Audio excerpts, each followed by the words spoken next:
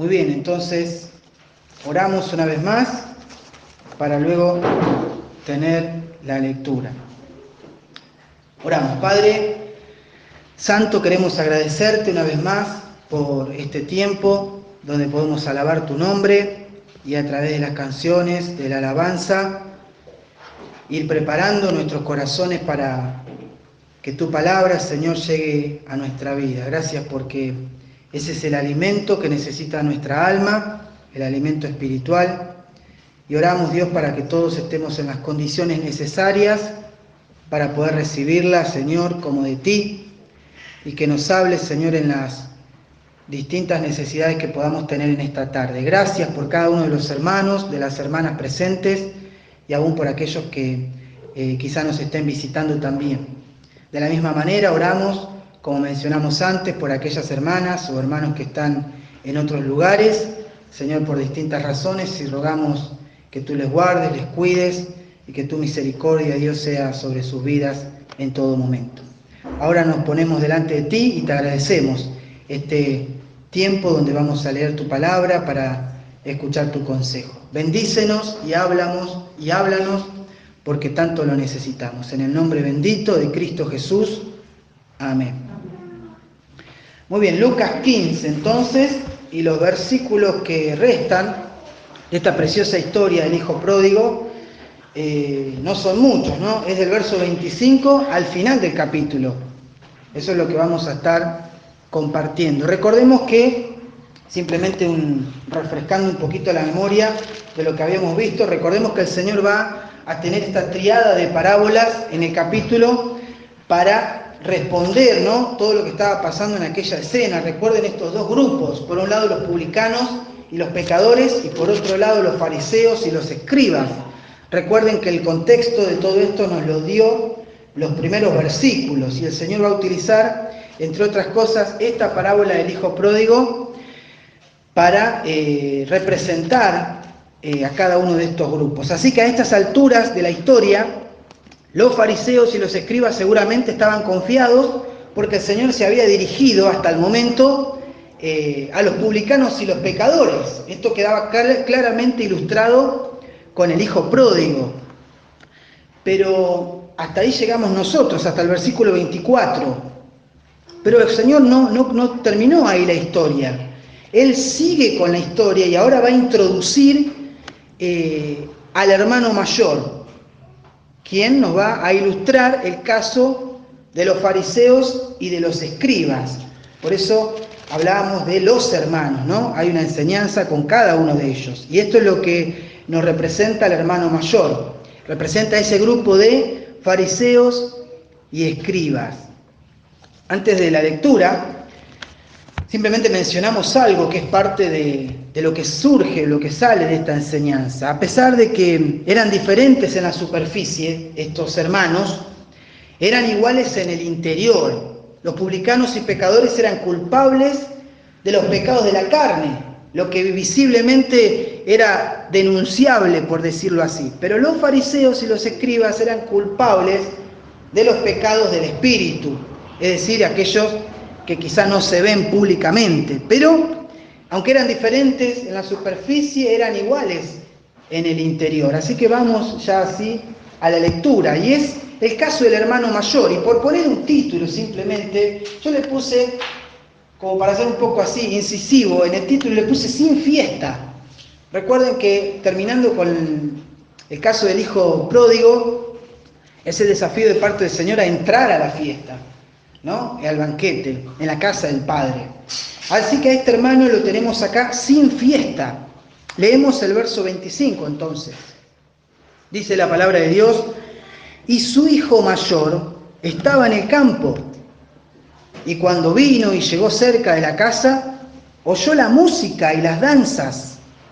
26. Y llamando a uno de los criados, le preguntó qué era aquello. El hermano mayor.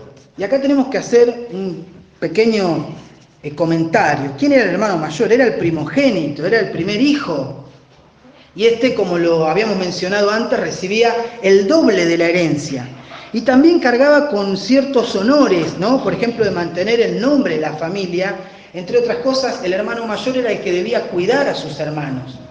Recuerden lo que Dios le dijo a Caín. ¿Recuerdan cuando él dijo, ¿qué soy yo acaso guarda de mi hermano?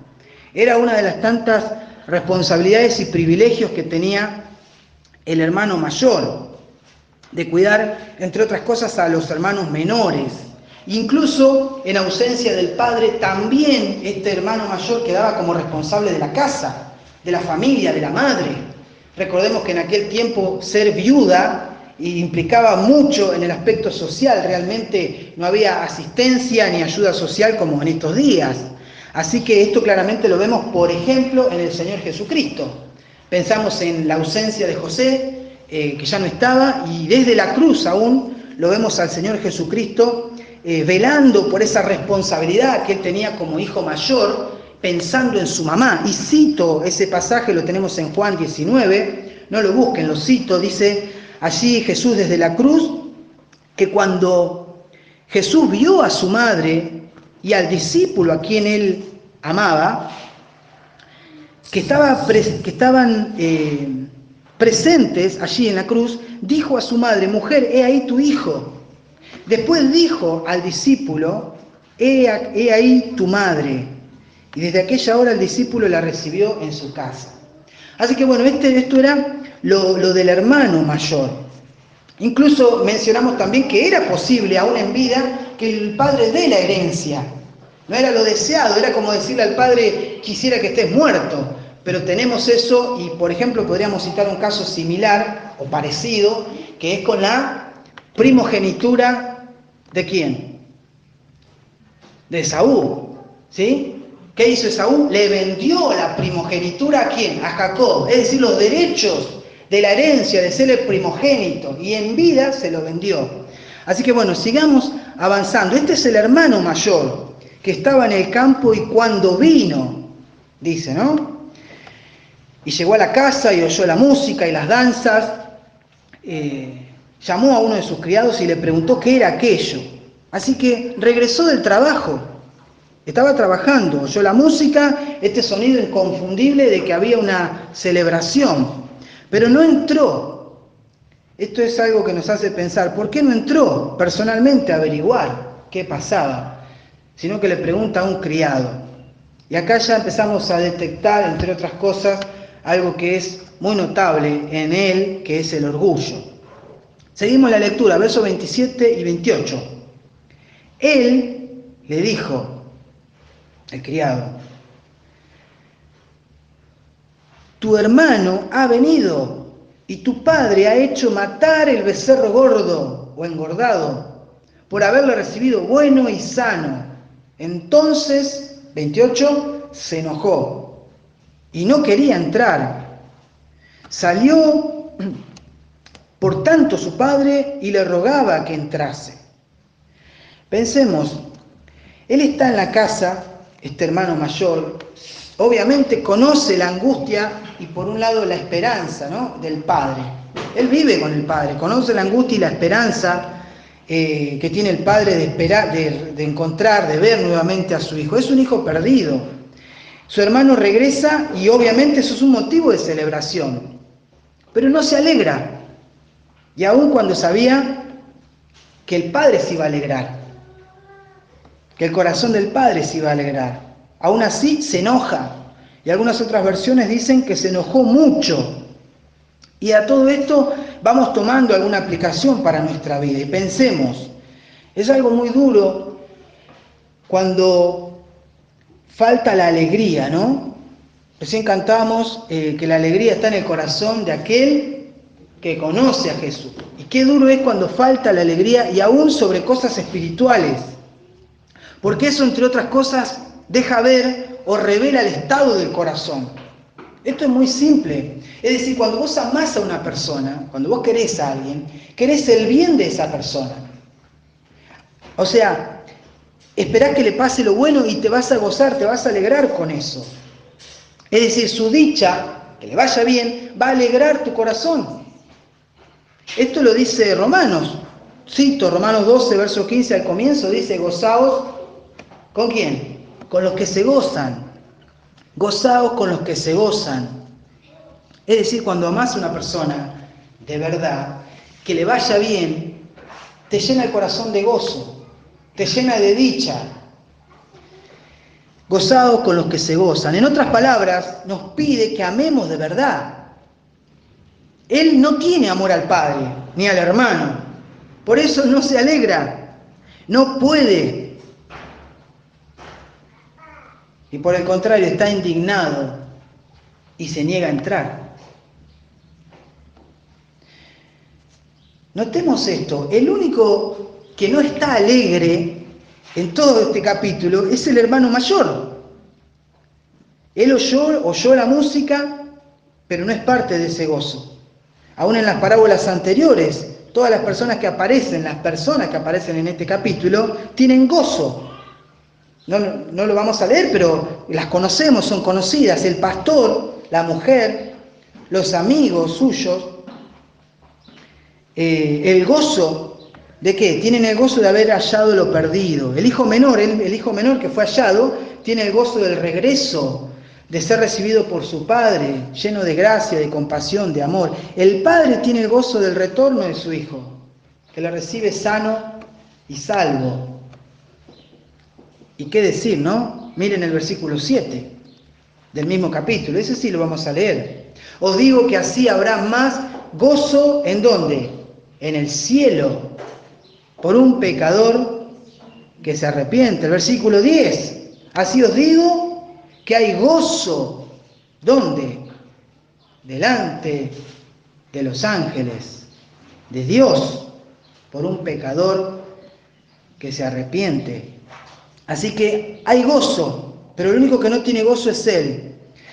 Así que esta actitud tremenda, ¿no?, de parte del hermano mayor no solo deja ver el menosprecio a su hermano menor, sino que también deja ver la falta de amor al Padre. Deja ver la falta de honra al Padre. Él se enojó y está envuelto de orgullo y desobediencia. No quería entrar. Así que todo esto le incapacita, entre otras cosas, piensen en esto, le incapacita para darse cuenta que el mismo padre que corrió al encuentro del hijo pródigo es el mismo padre que nota su ausencia en la fiesta y sale a buscarlo. Es igual para los dos. Nota su ausencia y sale del festejo a buscarlo. Seguimos la lectura, verso 29.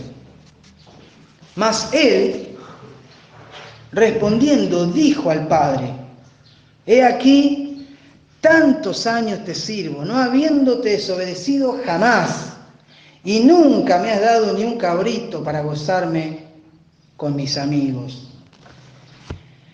Las acusaciones son fuertes. Fíjate, acusa al padre ¿de qué? De ser injusto. Nunca salió de su casa, pero desconoce el amor del padre y vive como un esclavo. Al parecer, ¿no? Nunca trajo deshonra a su casa, a la ciudad. Por lo visto tenía suficientes amigos como para organizar una fiesta. Parece haber sido un ciudadano respetable. Sin embargo, el egoísmo, los celos, se pueden ver. Esto es algo que tenemos que decir. El egoísmo le convierte en un miserable y a la vez le conduce al autoengaño. Es decir, lo ciega de sí mismo. Noten este detalle. Él dice jamás. Acá hay autoengaño porque él dice no habiéndote desobedecido jamás. Eso es una hipérbole, es una exageración. ¿Acaso la resistencia, esa negativa a la invitación del padre no estaba haciendo desobediencia? El padre le dice algo y ahí mismo le está diciendo que no. Y en la misma cara le dice, mira, yo no te desobedecí nunca, jamás. Y muchas veces esas palabras junto a la otra, nunca, parecen ser parte del vocabulario que tenemos cuando nos enojamos y cuando faltamos a la verdad. Y en algún punto nos autoengañamos, porque nos molesta algo y decimos, vos nunca hacés tal cosa. Y no es nunca, es en esa ocasión, o pasó alguna vez. ¿Se entiende? Y acá lo tenemos de esta forma. Ese egoísmo lo convierte en un miserable, pero también le conduce al autoengaño, lo ciega de sí mismo. Él dice jamás. Y más abajo dice, o a continuación dice, y nunca me has dado ni un cabrito para gozarme con mis amigos. ¿Hasta qué punto llegaba este autoengaño en su corazón? Noten el versículo 12 del capítulo. Allí dice, al final, dice, y les repartió los bienes. Eso está en plural. Ahora nosotros simplemente buscamos en el interlineal, que es el Nuevo Testamento en griego, o sea, el idioma base o original, ¿no es cierto? Y dice allí, y repartió a ellos el medio de vida. Eso es algo que quizá habíamos pasado por alto, pero no es que se le dio solo al más chico la herencia, sino a él, que era el mayor también, porque eso es plural. Les repartió los bienes. Y el original dice, a ellos les dio el medio de vida. Así que, por eso justamente más abajo, en el verso 31, el Padre le va a decir, todas mis cosas son tuyas. Pero acá, en ese autoengaño, él dice así, ¿no? Nunca me has dado nada. Acá vemos o en él, en este joven, en este hermano mayor, vemos a alguien que hace cosas correctas, pero con motivos incorrectos. Él sí está trabajando, pero es como que dijera, he trabajado para ti como un burro, pero su corazón, pero no estaba en su corazón la manera o cómo hacía el trabajo, se sentía como un esclavo. Es esa clásica persona que vive con la idea de cuánto trabajo, cuánto me tienen que reconocer.